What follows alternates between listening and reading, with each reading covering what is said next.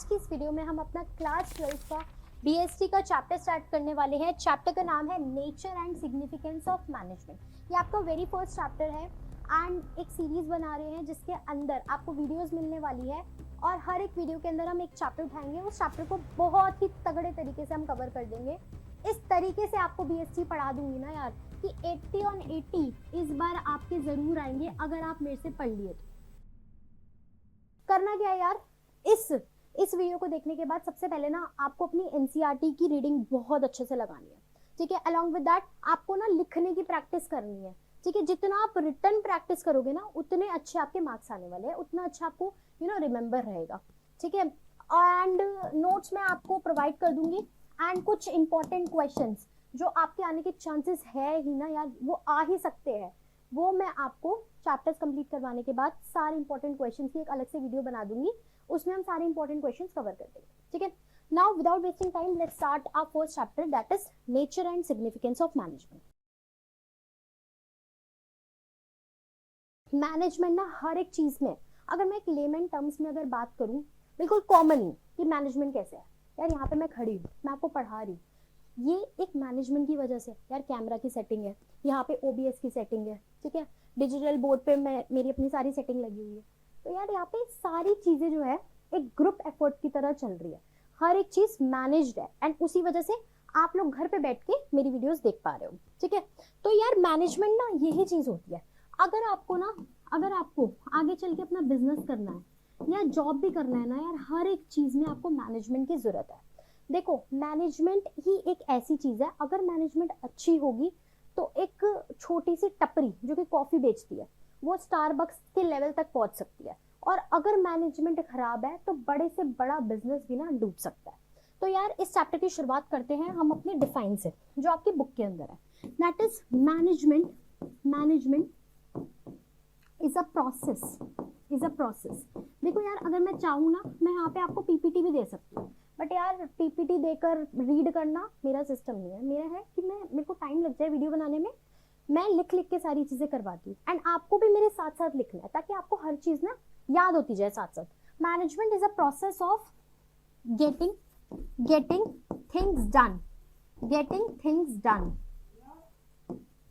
Effectively and efficiently. मतलब management का मतलब क्या यार, डिफाइन, ये तो भाई बुक की डिफाइन है। अब इसको कैसे याद करें ये भी ट्रिक मैं आपको साथ साथ हर एक चैप्टर के अंदर हर एक चीज के अंदर आपको देने वाली हूँ। देखो मैनेजमेंट एक ऐसा प्रोसेस है, एक ऐसा काम है। प्रोसेस के अंदर क्या क्या चीजें आती है यार, मैनेजमेंट के अंदर प्लानिंग आती है, ऑर्गेनाइजिंग आती है, स्टाफिंग आती है, डायरेक्टिंग आती है, कंट्रोलिंग आती है। ये सारे ही प्रोसेस जो है मैनेजमेंट के अंदर, मतलब हमें मैनेजमेंट के अंदर प्लानिंग भी करनी है, ऑर्गेनाइजिंग भी करनी है, स्टाफिंग भी करनी है, डायरेक्टिंग भी करनी है एंड कंट्रोलिंग भी करनी है। ये सारी चीजें करनी है, ये सारी चीजें करके हमें सारे अपने गोल्स अचीव करने हैं, सारे गोल्स हमें अचीव करने हैं। We have to achieve our goals. कैसे गोल्स अचीव करने हैं, इफेक्टिवली एंड एफिशिएंटली। यार अब आपको लग रहा होगा कि इफेक्टिवली और एफिशिएंटली तो बहुत ही सिमिलर टर्म्स है, क्या है यार सेम ही तो है। देखो ये अलग है। देखो इफेक्टिव, पहले मैं आपको इफेक्टिव बता दूं। इफेक्टिव का मतलब होता है, मान लो कि अगर मैंने एक बर्गर की दुकान खोली, ठीक है, और उसमें मेरा एक दिन का गोल है यार, एक दिन का मेरा गोल है कि मुझे ना 100 बर्गर्स जो है बनाने हैं। अगर मैं 100 बर्गर्स बना लेती हूँ तो दैट मीन्स उस केस के अंदर मैं इफेक्टिव हूँ। 100 बर्गर बना लेती हूँ एक दिन के अंदर, मतलब लिमिटेड टाइम फ्रेम के अंदर मैं काम कर रही हूँ, that means I am effective, ठीक है। अब इसकी सेकंड चीज आती है दैट इज एफिशिएंट का मतलब क्या होता है यार, मिनिमल कॉस्ट लगानी है, मैंने ज्यादा खर्चा नहीं करना, अपने बिजनेस का, अपने धंधे का प्रॉफिट बनाना है, ठीक है। अपना प्रॉफिट मार्जिन बढ़ाना है। भाई मेरा प्रॉफिट मार्जिन कैसे बढ़ेगा, अगर मैं कोई बिजनेस कर रही हूँ मैं अपना प्रॉफिट कैसे कमा सकती हूँ, जब मैं अपनी कॉस्ट कट करूंगी, और अगर मैं अपनी कॉस्ट कट कर रही हूँ that means I am efficient, ठीक है। और अच्छे मैनेजर को, एक जो अच्छा मैनेजर होता है, यार यहाँ पे मैं बिजनेसमैन भी वर्ड यूज करूंगी, तो उसको इफेक्टिव भी होना पड़ता है और एफिशिएंट भी होना पड़ता है अपने धंधे को चलाने के लिए, ठीक है। अगर मान लो मैं इफेक्टिव हूँ एफिशिएंट नहीं हूँ, कोई फायदा नहीं, तब भी मेरा बिजनेस खराब होगा। अगर मैं एफिशिएंट हूँ और इफेक्टिव नहीं हूँ तो भी मेरा बिजनेस खराब होगा। तो चलिए अब आते हैं हम डेफिनेशन पे। क्या है यार मैनेजमेंट? एक प्रोसेस है, ठीक है। प्रोसेस में क्या आता है? Planning, organising, staffing, directing, controlling, ठीक है। किस चीज का? भाई क्या करा रहे हैं इस प्रोसेस से? अपने गोल्स को अचीव कर रहे हैं। गोल्स को कैसे अचीव कर रहे हैं? Effectively and efficiently. हो गए डिफाइन याद। चलो आते हैं हम ऐसी कैरेक्टरिस्टिक्स पे। ऐसे आपको पता नहीं चलेगा यार कैसे आपको मैं चैप्टर वीडियो के अंदर ही याद करवा दूंगी, ठीक है।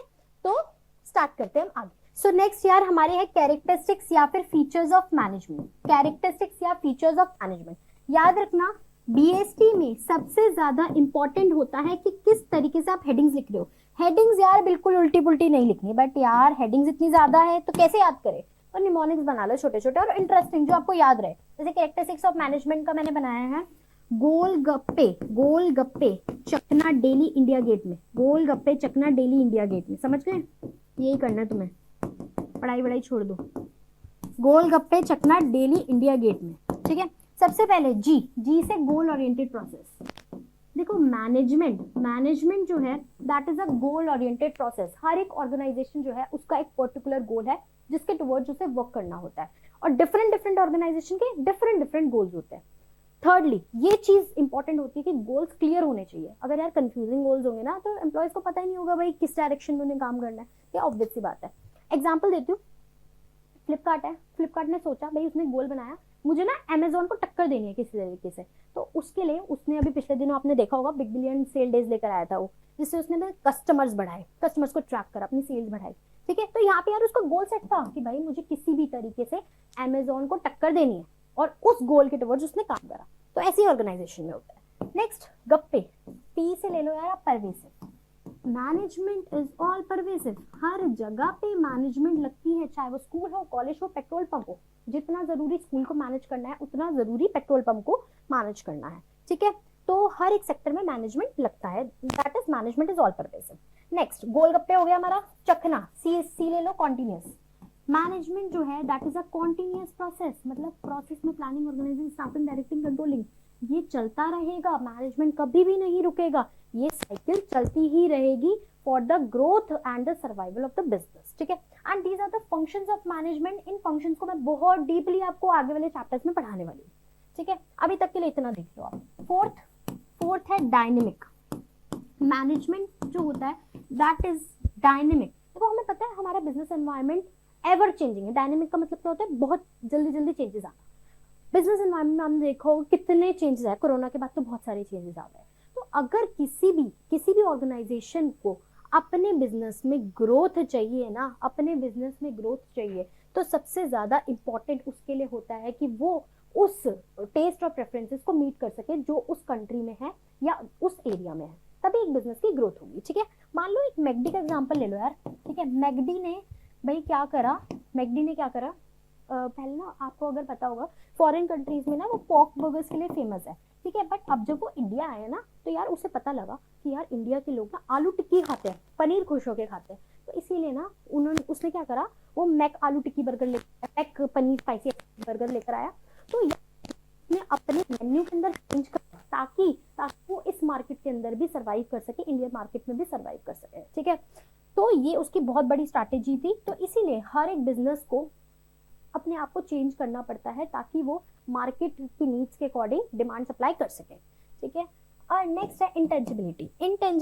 यार यहाँ पे मैं आपको कैसा पढ़ा रही हूँ ये आप फील कर सकते हो कि समझ आ रहा है नहीं आ रहा, बट आप इसको टच नहीं कर सकते, ठीक है। तो ऐसे ही मैनेजमेंट होता है। मैनेजमेंट यार हम फील कर सकते हैं किसी भी ऑर्गेनाइजेशन में जाके। अगर मान लो वहाँ के एम्प्लॉयज खुश है, वहाँ के गोल्स अचीव हो रहे हैं, वो प्रॉफिट में जा रहा है एक ऑर्गेनाइजेशन, तो ऑफ कोर्स ही बात है मैनेजमेंट अच्छी होगी, तो this we can feel, this we can not touch it, ठीक है। नेक्स्ट है हमारा जी से management is a group activity. यार अगर आप मेरी यहाँ पे वीडियो देख रहे हो ना तो यहाँ पे सिर्फ मेरा कॉन्ट्रीब्यूशन नहीं है, मैं तो यहाँ पे पढ़ा रही हूँ, मेरी पूरी टीम का है जो आप तक ये वीडियो लेकर आ रही है, ठीक है। तो ऐसे ही मैनेजमेंट होता है। मैनेजमेंट में ना बहुत अलग अलग किस्म के लोग आते हैं, अलग अलग डिजायर के साथ आते हैं, अलग अलग डिजायर के साथ एक ऑर्गेनाइजेशन को ज्वाइन करते हैं। तो मैनेजर का काम क्या होता है? लोगों के, इंडिविजुअल के जो पर्सनल गोल्स हैं उनको ऑर्गेनाइजेशनल गोल्स के साथ क्लब करे और ऑर्गेनाइजेशन में ग्रोथ करे, ऑर्गेनाइजेशन के गोल्स को अचीव करे, ठीक है। नेक्स्ट आता है, ये हो गया मल्टी डायमेंशनल। Multi dimensional. देखो मैनेजमेंट जो है दैट इज मल्टी डायमेंशनल, मतलब बहुत सारे डायमेंशन है मैनेजमेंट के अंदर। तो बेसिकली 3 डायमेंशन मैं बता रही हूँ। Management of work, management of work. देखो हमें पता है हर एक ऑर्गेनाइजेशन है ना, अगर वो अपना काम कर रही है तो कोई ना कोई गोल से है, कोई ना कोई उसके पास वर्क है। और अब जैसे एग्जांपल देती हूँ मैं, गारमेंट इंडस्ट्री है, ठीक है। गारमेंट इंडस्ट्री का काम क्या है, उसे कपड़े बनाने हैं, उसे क्या बनाने, कपड़े बनाने। अब ये उसका क्या है, वर्क है। अब मैनेजमेंट का काम क्या है, इस काम को ना गोल में ट्रांसलेट करे, ठीक है। मान लो कपड़े बनाने, कितने कपड़े बनाने, कितने टाइम में बनाने, ठीक है, ये काम है मैनेजमेंट का। This is management of work. Next आता है मैनेजमेंट ऑफ पीपल। यार जितनी अच्छी टेक्नोलॉजी आ जाए, जितनी अच्छी एआई आ जाए, बट अभी भी लोगों से काम करवाना बहुत मुश्किल है। तो मैनेजर को करना क्या होता है, लोगों को बहुत अच्छे से मैनेज करना है, अलग अलग इंडिविजुअल को इस तरीके से मैनेज करना है, इस तरीके से खुश रखना है ना कि उनको ना सेटिस्फैक्शन लगे, उनको ना खुद काम करने की इच्छा हो कि हाँ यार इस ऑर्गेनाइजेशन में मेरे को मजा आ रहा है, मैं यहाँ पे काम करूंगा, यहाँ पे मुझे ग्रोथ अपॉर्चुनिटीज मिल रही है। तो यहाँ पे मैनेजर का बहुत अच्छा रोल होता है। That is management of work, management of people. फिर है हमारा मैनेजमेंट ऑफ ऑपरेशंस। ये यार इन दोनों का कॉम्बिनेशन है। देखो मैनेजमेंट के अंदर बहुत सारे प्रोसेसेस होते हैं, उन प्रोसेसेस को इस तरीके से करने हैं ताकि ऑर्गेनाइजेशन के गोल्स जो है वो अचीव हो। तो अभी हमने जस्ट सारे फीचर्स कर लिए। कैसे हमने लर्न करा, गोल गप्पे चकना डेली इंडिया गेट में, ठीक है। जी से गोल ओरिएंटेड प्रोसेस, पी से परवेसिव, सी से कॉन्टिन्यूअस, डी से डायनेमिक, आई से इंटेंजिबिलिटी, जी से ग्रुप एक्टिविटी, एन से मल्टी डायमेंशनल। मल्टी डायमेंशनल के अंदर हमने 3 चीजें पढ़ी, management of work, management of people and management of operation. That's it. So अब हमारे आते हैं ऑब्जेक्टिव्स ऑफ मैनेजमेंट। तो 3 मैनेजमेंट के ऑब्जेक्टिव्स होते हैं। सबसे पहला ऑब्जेक्टिव होता है ऑर्गेनाइजेशनल ऑब्जेक्टिव, नेक्स्ट होता है हमारा social objective and third is your personal objective, ठीक है।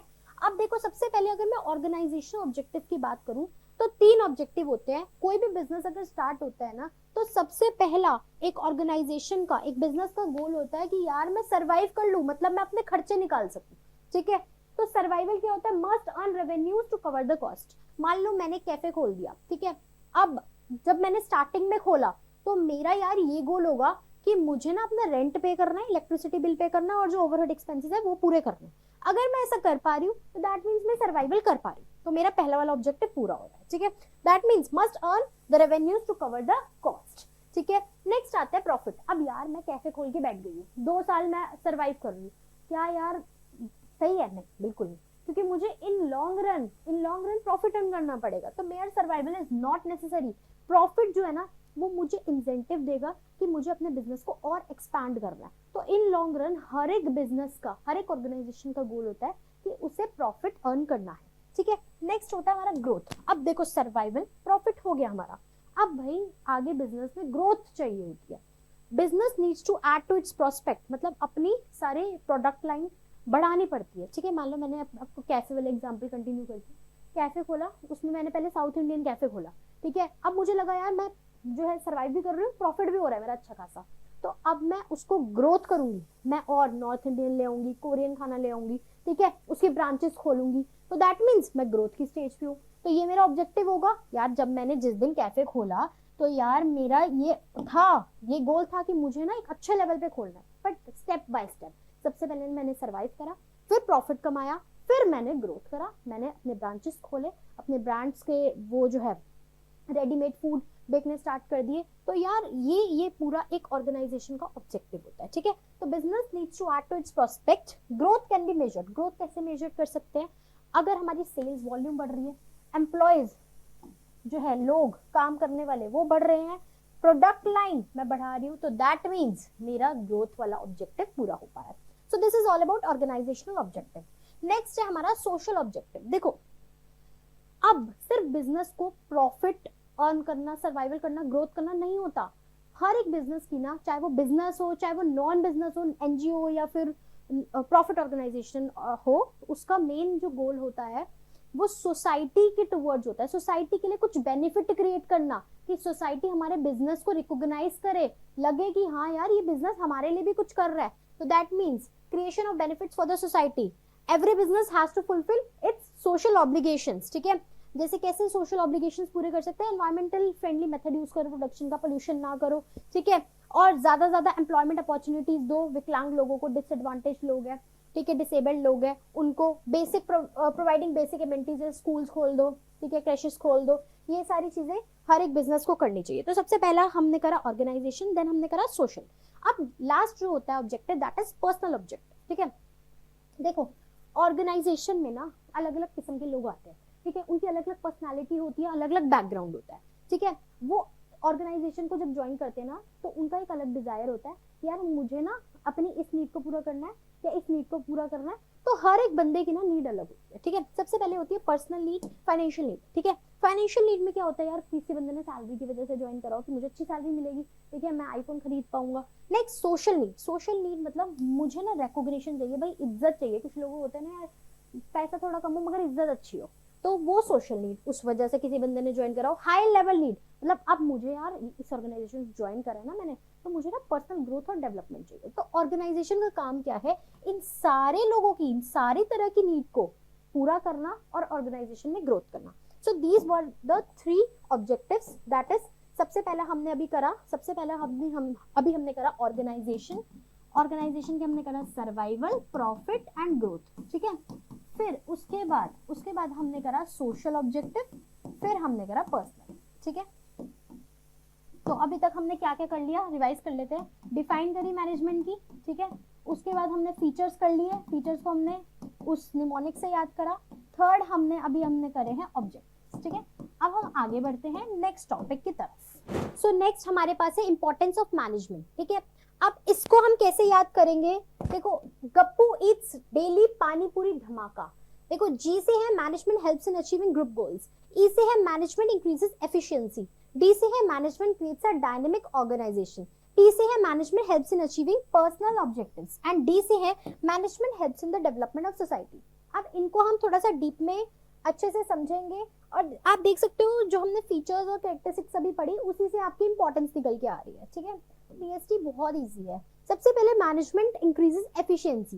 देखो एफिशिएंसी जब भी टर्म आ जाएगी ना आपकी, you have to correlate it with कि हमें मिनिमम कॉस्ट यूज करनी है और मैक्सिमम आउटपुट हमें प्रोड्यूस करना है।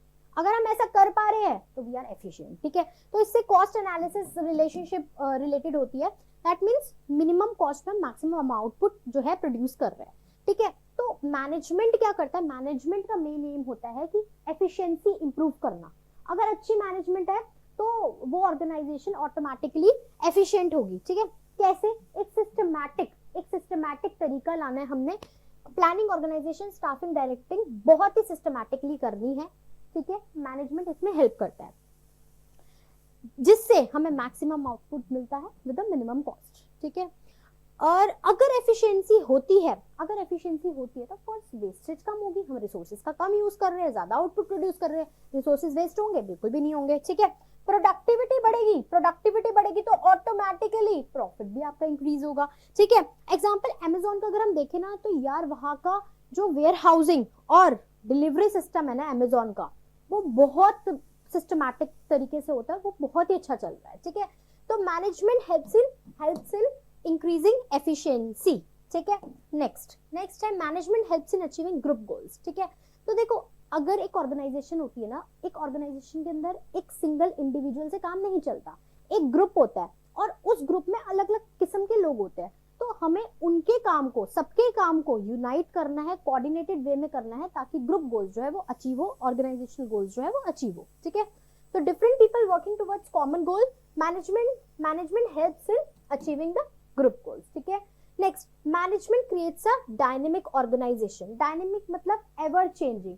तो मैनेजर, जो एक मैनेजर होता है वो अपनी अच्छी मैनेजमेंट करके लोगों को, इंडिविजुअल्स को और ऑर्गेनाइजेशंस को और उसके सारे इंडिविजुअल एम्प्लॉयज को हेल्प करता है कि वो सारे चेंजेस को इजीली अडेप्ट कर ले, क्योंकि चेंजेस को अडेप्ट करना बहुत जरूरी है, मार्केट ट्रेंड्स को फॉलो करना बहुत ज्यादा जरूरी है ताकि बिजनेस में इन अ लॉन्ग रन ग्रोथ आए, ठीक है।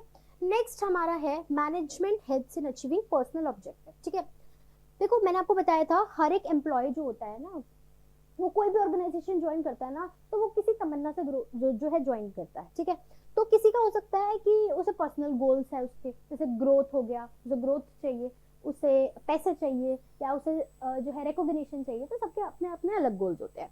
तो एक अच्छा मैनेजर अपनी अच्छी मैनेजमेंट के थ्रू एम्प्लॉयज को मोटिवेटेड रखता है, इस कदर मोटिवेटेड रखता है ताकि उनको खुद को फील हो यार हाँ हम कुछ है, हमारी पर्सनल ग्रोथ यहाँ पे हो रही है, हमारी प्रोफेशनल ग्रोथ यहाँ पे हो रही है, ठीक है, उन्हें मोटिवेशन देना, ठीक है, अपनी अच्छी मैनेजमेंट के थ्रू। तो management helps in achieving personal objective, ठीक है। जैसे कि गूगल का मैं आपको एग्जांपल दूं ना, तो गूगल में सब जॉब करने की क्यों प्लान करते हैं, क्योंकि यार उनके जो हाई सैलरी बोनसेस है ना और करियर डेवलपमेंट अपॉर्चुनिटीज जो वो प्रोवाइड करते हैं वो इतनी मस्त है जो सबको अट्रैक्ट करती है कि हाँ उनको मन होता है कि हाँ यहाँ पे हमें जॉब करनी है, ठीक है। चलिए नेक्स्ट है, next and the last is management helps in development of society. मैंने आपको बताया था फीचर्स के अंदर बिजनेस को सिर्फ सर्वाइवल ग्रोथ नहीं करना होता, ठीक है, बिजनेस को अपनी सोसाइटी को कुछ देना पड़ता है, कुछ बेनिफिट प्रोवाइड करने पड़ते हैं, कुछ सोशल ऑब्लिगेशंस पूरी करनी पड़ती है इन अ लॉन्ग रन अगर उसे सर्वाइव करना है, ठीक है। तो ये सोसाइटी के लिए वो क्या कर सकता है, जॉब क्रिएट कर सकता है, एम्प्लॉयमेंट अपॉर्चुनिटी क्रिएट कर सकता है, गुड क्वालिटी प्रोडक्ट दे सकता है, इको फ्रेंडली प्रोडक्शन मेथड्स का यूज कर सकता है, ठीक है। तो it helps, management helps to create a system, एक ऐसा सिस्टम क्रिएट करने में जिससे बिजनेस की और बिजनेस के गोल्स और सोशल गोल्स जो है वो अलाइन रहे, मतलब बिजनेस के गोल्स भी पूरे हो और सोशल ऑब्जेक्टिव्स भी पूरे हो। जैसे अगर आप टाटा ग्रुप को जानते होगे ना, तो ये बहुत फेमस है, इन्होंने सोसाइटी के लिए बहुत कुछ करा है, ठीक है। तो ये थी हमारी कुछ इंपॉर्टेंसेस। सो नेक्स्ट टॉपिक है हमारा लेवल्स ऑफ मैनेजमेंट। यार अगर आप स्कूल के केस में देखोगे तो स्कूल में हमारे सबसे ऊपर होते हैं डायरेक्टर्स, चेयरमैन, फिर आते हैं आपके प्रिंसिपल, फिर इंचार्जेस, फिर टीचर्स, ठीक है।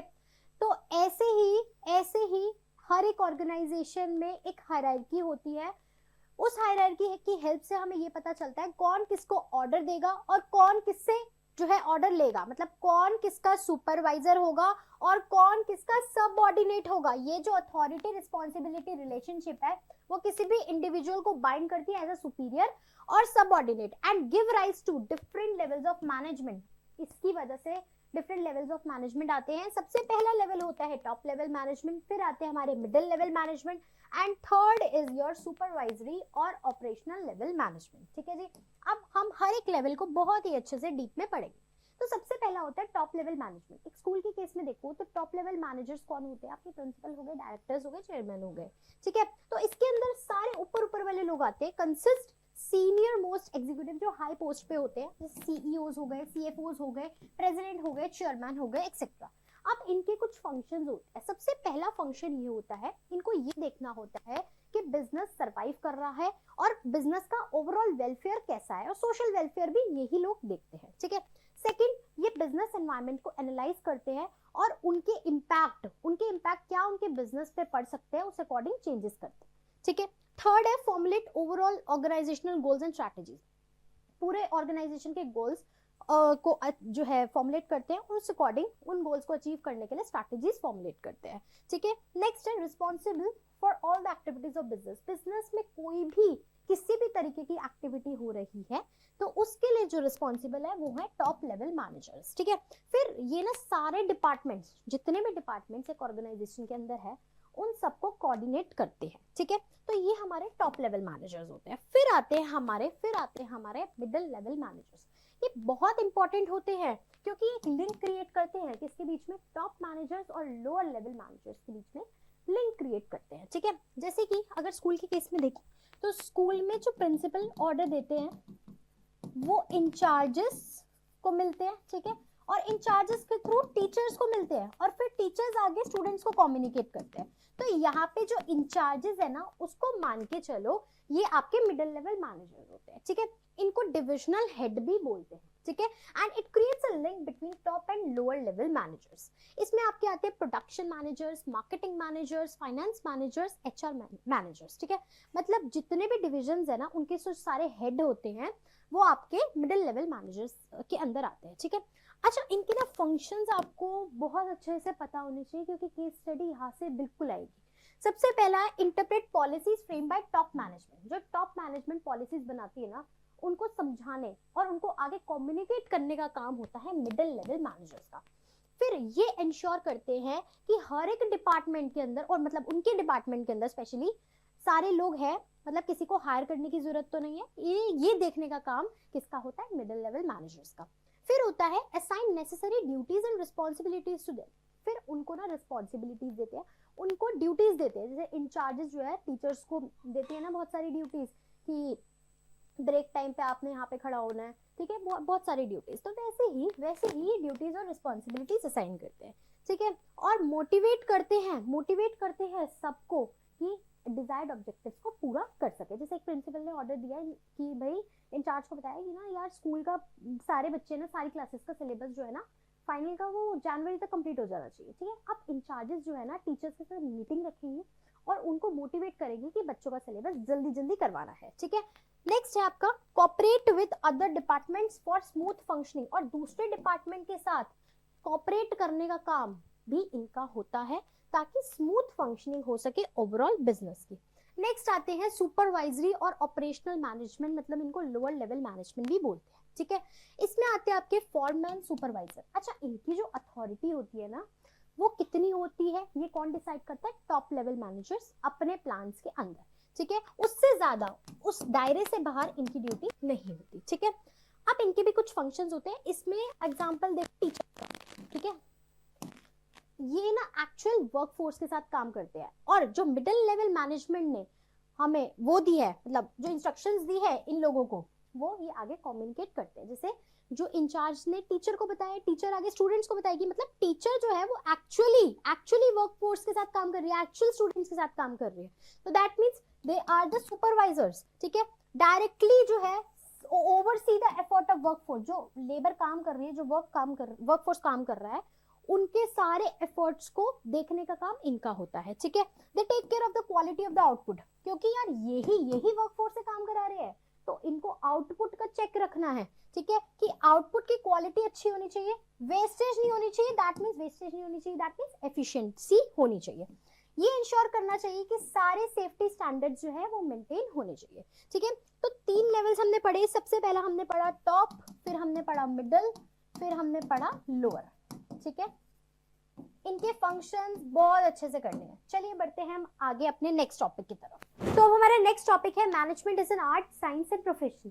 देखो यार, सबसे पहले हम देखेंगे कि मैनेजमेंट आर्ट है, साइंस है, प्रोफेशन है या तीनों है। तो उसके लिए हमें सबसे पहले इन तीनों के फीचर्स को बहुत अच्छे से जानना पड़ेगा और फिर हमें इसे मैनेजमेंट के अंदर देखना पड़ेगा कि क्या ये फीचर्स मैनेजमेंट के अंदर अप्लाई होते हैं या फिर नहीं।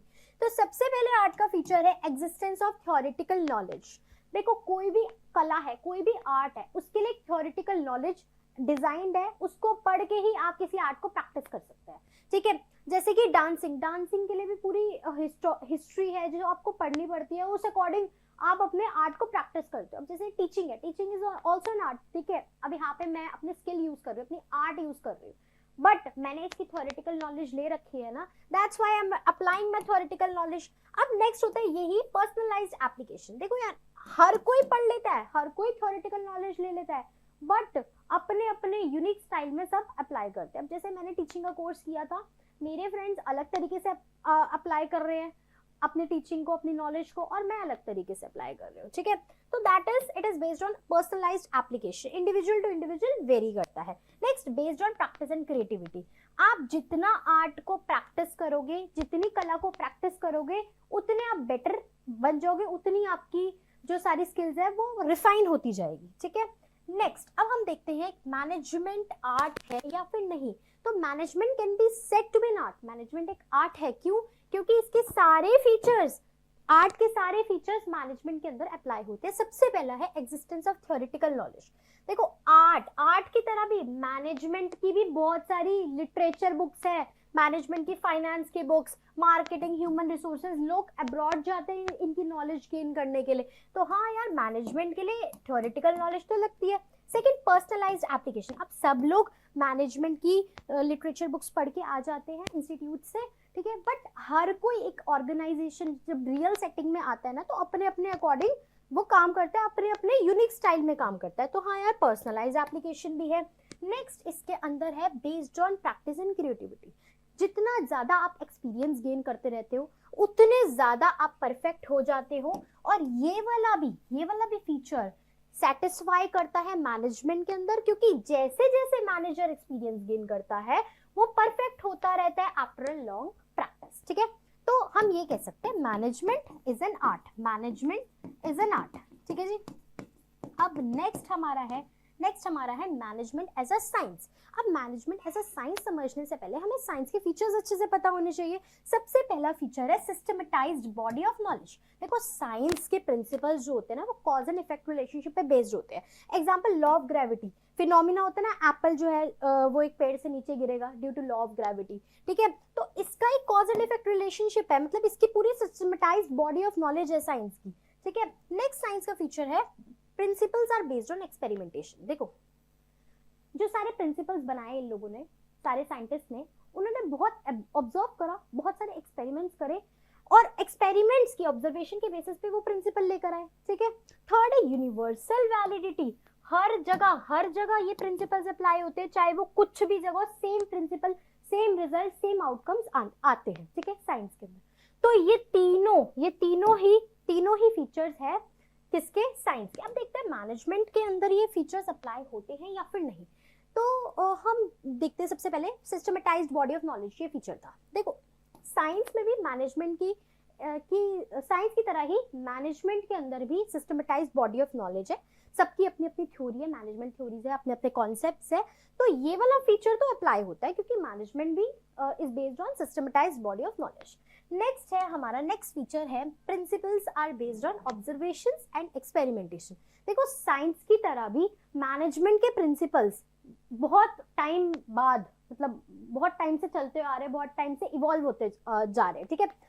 और थ्रू ऑब्जर्वेशन, कैसे ऑब्जर्वेशन और रिपीटेड एक्सपेरिमेंटेशन की तरह। बट मैनेजमेंट जो है ना वो ह्यूमंस के साथ डील कर रहा है, ठीक है, ह्यूमन बिहेवियर के साथ डील कर रहा है। और ह्यूमन बिहेवियर जो है हम प्रिडिक्ट नहीं कर सकते उसके आउटकम्स, उसके आउटकम्स को हम हाँ बोल सकते हैं ये हो सकता है, बट एक्यूरेटली हम प्रिडिक्ट नहीं कर सकते। It is based on situations. तो ये वाला प्रिंसिपल जो है, ये इसके हिसाब से तो हम कह सकते हैं कि मैनेजमेंट इज एन इनएग्जैक्ट साइंस, क्योंकि ये प्रिंसिपल तो अप्लाई पूरे तरीके से नहीं होता। Next universal validity. देखो एप्लीकेशन जो है ना प्रिंसिपल के, मैनेजमेंट के प्रिंसिपल्स के, वो मॉडिफाई हो सकते हैं, वो चेंज हो सकता है according to the given situations. तो बिल्कुल सेम तो रहते नहीं, तो ये भी बिल्कुल वैलिड नहीं है, ठीक है। तो हम ये कह सकते हैं, इन सब से ये कह सकते हैं कि मैनेजमेंट जो है वो एक इनएग्जैक्ट साइंस है, या फिर हम ये बोल सकते हैं it is not exact science और सोशल साइंस, ठीक है। तो अभी तक हमने कर लिया management as an art and management as a science. अब हम लास्ट करेंगे मैनेजमेंट एज अ प्रोफेशन, ठीक है। देखिए पहले हम प्रोफेशन के फीचर्स देख लेते हैं। सबसे पहले well defined body of knowledge होती है। हर एक किसी भी आप प्रोफेशन में जाते हो उसकी अपनी अपनी नॉलेज होती है। अगर आप टीचिंग प्रोफेशन में जाते हो तो आपको एक पूरा कोर्स करना पड़ता है बीएड का, तो उसकी अपनी एक नॉलेज होती है ना। नेक्स्ट रिस्ट्रिक्टेड एंट्री इसके अंदर रिस्ट्रिक्टेड होती है, ठीक है। अगर आपको सीए बनना है तो आपको एग्जाम्स क्लियर करने पड़ेंगे, जो कि कौन कंडक्ट करवा रहा है, आईसीआई। तो दैट मीन्स रिस्ट्रिक्टेड एंट्री है प्रोफेशन के अंदर। डॉक्टर बनना है तो आपको एमबीबीएस की डिग्री लेनी पड़ेगी। Next professional association. जो सारे प्रोफेशंस होते हैं ना वो एफिलिएट होते हैं किसी इंस्टीट्यूट के साथ या किसी ऑर्गेनाइजेशन के साथ। जैसे मैंने आपको बताया सीए का एग्जाम कौन कंडक्ट करवाता है, आईसीआई। दैट मीन्स किससे एफिलिएटेड है, आईसीआई से। तो इसकी एक प्रोफेशनल एसोसिएशन है, और जो भी वो professional association ethical code of conduct lay down करती है वो फॉलो करना पड़ता है to be in a profession, ठीक है। Ethical code of conduct next feature, bound the ethical code of conduct which guides the behaviour of the members. Next आता है सर्विस मोटिव। देखो कोई भी प्रोफेशन है, जैसे आपका डॉक्टर प्रोफेशन है, डॉक्टर का क्या है, you have to treat your patients. तो दैट मीन्स आपका मोटिव क्या है, सर्विस है। तो basic motive is to serve clients interest by rendering dedicated and committed services, ठीक है। अब नेक्स्ट अब हम देखते हैं मैनेजमेंट एज अ प्रोफेशन। देखते हैं ये फीचर्स मैनेजमेंट में अप्लाई होते हैं या फिर नहीं। सबसे पहले है well defined body of knowledge. तो हाँ मैनेजमेंट की भी एक सिस्टमेटाइज्ड बॉडी ऑफ नॉलेज है, ठीक है, जिसके अंदर सारे बेसिक प्रिंसिपल्स आते हैं फ्योल और टेलर के, जो हम नेक्स्ट चैप्टर में पढ़ेंगे। तो हाँ ये वाला फीचर तो अप्लाई होता है मैनेजमेंट का। नेक्स्ट वाला करते हैं हम रिस्ट्रिक्टेड एंट्री। देखो एंट्री आईआईएम से अगर आपको एमबीए वगैरह की नॉलेज लेनी है तो आपको हाँ एग्जाम्स क्लियर करने पड़ेंगे, बट इन एक्चुअल लाइफ अगर आपको मैनेजर बनना है और आपके अंदर स्किल्स है तो आप अपने स्किल्स के थ्रू जो है मैनेजर बन सकते हो irrespective of your educational qualification. So at present अभी तो ये वाला प्रिंसिपल मैनेजमेंट के अंदर अप्लाई नहीं होता। ठीक है जी, आगे बढ़ते हैं। Next, professional association. देखो बहुत सारी एसोसिएशंस प्रेजेंट है जिन्होंने अलग अलग अपने code of conduct lay down कर रखे हैं, बट इतने ज्यादा जरूरी नहीं है। बिजनेस के लिए भी है, मैनेजमेंट के लिए भी बहुत सारे कोड ऑफ कंडक्ट है, but it is not always necessary to follow all the rules and regulations. ठीक है। Next, ethical code of conduct. देखो AIMA जो है उनने बहुत सारे कोड ऑफ कंडक्ट बनाए हैं, but they are actually not compulsory. ठीक है। सो ये वाला फीचर भी प्रेजेंट नहीं है पूरी तरीके से, ये वाला फीचर भी पूरी तरीके से प्रेजेंट नहीं है। हाँ, सर्विस मोटिव वाला पूरी तरीके से प्रेजेंट है, फुली प्रेजेंट, क्योंकि भाई मैनेजमेंट का भी ये पर्पस होता है कि हमें अपने गोल्स, ऑर्गेनाइजेशनल गोल्स को अचीव करना है, और एक गुड क्वालिटी प्रोडक्ट अगर आप किसी को प्रोवाइड कर रहे हो, दैट मीन्स आप सर्विस मोटिव पे हो, आप सर्विस अच्छी प्रोवाइड कर रहे हो। तो हम इससे ये कह सकते हैं कि management is a profession, but it is not a full-fledged profession like legal, accounting and medical, since they do not meet exact criteria of the profession. ठीक है जी, तो ये था हमारा management as an art, science and profession. अब हम अपने last topic की तरफ बढ़ते हैं। तो अब हम आ गए अपने लास्ट टॉपिक पे, जो कि है कोऑर्डिनेशन। कोऑर्डिनेशन को एसेंस ऑफ मैनेजमेंट बोलते हैं, and coordination is inseparable from management. हम कोऑर्डिनेशन को मैनेजमेंट से अलग नहीं कर सकते, एंड ये टॉपिक बहुत इंपॉर्टेंट है, इसको बहुत अच्छे से करके जाना। ठीक है। देखो सबसे पहली चीज, कोऑर्डिनेशन जो होता है वो सारे जो मैनेजमेंट के फंक्शंस होते हैं, प्लानिंग से लेके कंट्रोलिंग तक, सबको जो है कनेक्ट करता है। एक तरह से ये कॉमन थ्रेड होता है ना, एक धागा। जब हम धागे से सारी चीजें को कनेक्ट करते हैं, वो एकजुट हो जाती है ना, बिल्कुल सिंक्रोनाइज्ड वे में। वैसे ही मैनेजमेंट में कोऑर्डिनेशन का काम क्या होता है, कॉमन थ्रेड होता है जो सारे एक्शंस, मान लो चाहे वो प्रोडक्शन हो, परचेज हो, फाइनेंस हो, सबको एकजुट रखता है। ठीक है। It exist in all functions. ये जो कोऑर्डिनेशन है ना, वो सारे मैनेजमेंट के फंक्शंस में अप्लाई होता है, चाहे वो प्लानिंग हो, ऑर्गेनाइजिंग हो, स्टाफिंग हो, डायरेक्टिंग हो, कंट्रोलिंग हो। ठीक है। And it is very important for the long term success of an organization. ठीक है। Next, not considered as a different role. इसको अलग नहीं माना जाता, but it is applied in every function of management. हर एक मैनेजमेंट के फंक्शन में कोऑर्डिनेशन होता है। तभी मैंने क्या बोला, कोऑर्डिनेशन जो है इनसेपरेबल है फ्रॉम मैनेजमेंट। नेक्स्ट आते हैं हमारे characteristics, that is features of coordination. देखो इसको हम याद कर सकते हैं, गोलू अंकल चाट पकौड़ी रोज देता। देखो गोलू अंकल चाट पकौड़ी रोज देते हैं, बट अगर ये भी गोलू अंकल भी कोऑर्डिनेशन नहीं करेंगे ना, तो इनका भी चाट वाला बिजनेस खराब हो जाएगा। तो देखते हैं, जी से गोलू, गोलू जी से coordination integrates group efforts, U से coordination ensures unity of action, C से coordination is a continuous process, P से जो कोऑर्डिनेशन है दैट इज परवेसिव, आर से coordination is the responsibility of all the managers, D से coordination is a deliberate process. ठीक है। तो ये इसके फीचर्स है। सबसे पहला फीचर है कोऑर्डिनेशन इंटीग्रेट्स ग्रुप एफर्ट्स। देखो हमें ना, हमारे ऑर्गेनाइजेशन में बहुत सारे लोग रहते हैं। ठीक है। सब लोग अपना अपना काम करेंगे, अपने अपने जो है डिपार्टमेंट का काम करेंगे। ठीक है। बट अगर सब अपना अपना काम देखेंगे, दूसरों के साथ कोऑर्डिनेट होके नहीं चलेंगे, तो बात खराब है। तो कोऑर्डिनेशन क्या करता है, कोऑर्डिनेशन की हेल्प से सारे वर्क को, जो कि अलग अलग लोग कर रहे हैं, अलग अलग डिपार्टमेंट के लोग कर रहे हैं, उसको यूनिफाई करने का काम होता है कोऑर्डिनेशन का। जैसे कि बॉलीवुड मूवी प्रोडक्शन में डायरेक्टर अपना काम कर रहा है, हीरो अपना काम कर रहा है, हीरोइन अपना काम कर रहा है, बट इन सबके कामों को अगर सिंक्रोनाइज्ड वे में कोऑर्डिनेट नहीं करेंगे तो मूवी फ्लॉप हो जाएगी। ऐसे ही मैनेजमेंट भी फ्लॉप हो जाएगी अगर कोऑर्डिनेशन नहीं होगा। Next, coordination ensures unity of action. ठीक है। देखो ये कोऑर्डिनेशन जो है ना, ये इंश्योर करता है कि जो सारे डिपार्टमेंट्स है और सबकी एक्टिविटीज को इस वे में हम डायरेक्ट करें कि जो कॉमन ऑर्गेनाइजेशन का गोल है वो अचीव हो सके। ठीक है। इफ एवरीवन वर्क डिफरेंटली, और अगर सब लोग अपने अपने बस देखेंगे तो मार्केट कह रही हूँ, तो एक ऑर्गेनाइजेशन में क्योस हो जाएगा। ठीक है। Next, coordination is a continuous process. Coordination कभी भी नहीं रुकता, प्लानिंग से लेके कंट्रोलिंग तक कोऑर्डिनेशन चलता रहता है। It is not a single time activity like management. ठीक है। It goes on. Next, coordination is pervasive. देखो कोऑर्डिनेशन किसी सिंगल डिपार्टमेंट से या फिर किसी सिंगल लेवल से, चाहे मान लो टॉप हो गया, मिडिल हो गया या लोअर हो गया, इस तक लिमिटेड नहीं है, इसका स्कोप बहुत ज्यादा है। ठीक है। ये हर एक डिपार्टमेंट पे, हर एक इंडस्ट्री पे अप्लाई होता है। चाहे वो बिग हो चाहे वो स्मॉल ऑर्गेनाइजेशन हो, coordination is necessary for all the types of organisation. ठीक है, नेक्स्ट हमारा फीचर आता है coordination is the responsibility of all the managers. ऐसा नहीं है कि जो टॉप लेवल के मैनेजर्स है वो कोऑर्डिनेट करेंगे, सारे ही जो लेवल है मैनेजर्स के उन सबको कोऑर्डिनेशन की बहुत जरूरत है। ठीक है, every manager has to synchronise, सबको अपना काम सिंक्रोनाइज करना है, अपने सारे काम सिंक्रोनाइज करने हैं दूसरे डिपार्टमेंट के साथ। ठीक है, next coordination is a deliberate function. Deliberate function मतलब इसको हम ऐसे ही हवा में नहीं करेंगे, इसको हम बहुत सोच समझ के करते हैं। ठीक है, it does not occur automatically but manager has to put conscious effort, manager को कॉन्शियस एफर्ट पुट करने पड़ते हैं ताकि सारे डिपार्टमेंट जो है एकजुट होकर काम करें, एक साथ काम करें। ठीक है, इसके बाद हमारे आते हैं इंपॉर्टेंस ऑफ कोऑर्डिनेशन।